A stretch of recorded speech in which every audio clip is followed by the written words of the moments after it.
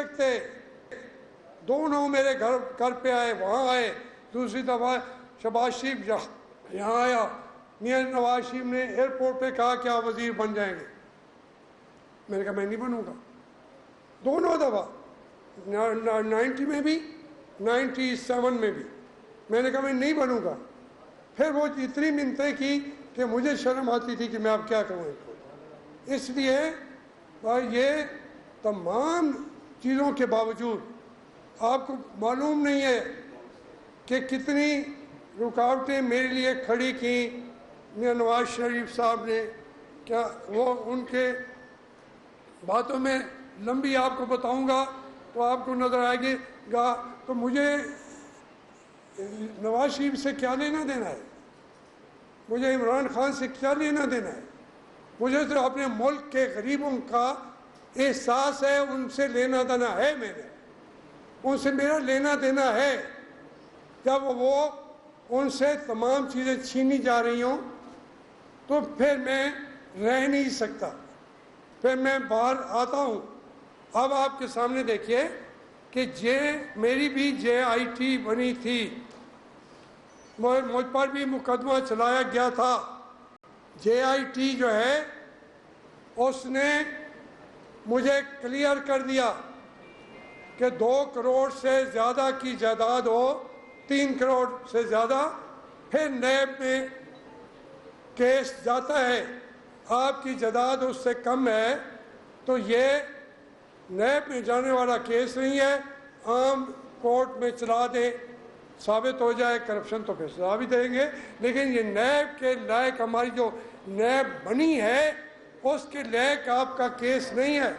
JIT ने मुझे साफ कर दिया, इसके बावजूद मुकदमा चला। और किसने चलाया? वो जब वो जर्नैल आके TV पे रोज़ रात को आके बैठते हैं। मैंने एक बूढ़े जर्नैल से पूछा कि जनाब आप 1977 में क्या थे? उन्होंने ऐनक थोड़ी ऊंची की, रात को, क्या नाम है उनका, शुएब, रात को जो आते हैं TV पे, अमजद शुएब। तो कहने लगे, मैंने कहा आप क्या थे 77 में? कहने लगे जी मुल्तान में मेजर था। मैंने कहा मैं आपके 7 कोर कमांडर्स का कुलीग था। आप मेजर थे, मैं 7 कोर कमांडर्स का कुलीग था।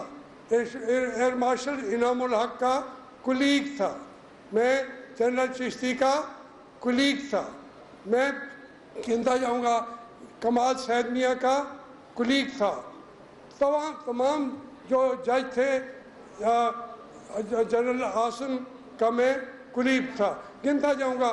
मतलब ये है कि ये जब एक एक्सपोजर वहाँ पे हो गया तो मैं, अब मुझे परवेज़ मुशर्रफ पता नहीं लेफ्टिनेंट भी था, फिर भाग गया था, ये फ़ौज से भाग गया था चोरी छुपे, फिर उसको पकड़ के लाए। ये फरारी था, मफरूर था, बदमाशी करता था, उन्होंने निकाल दिया, भाग गया परवेज़ मुशर्रफ। तो अब वो बादशाह बन के बातें करता है जब, तो आदमी हैरान हो जाता है।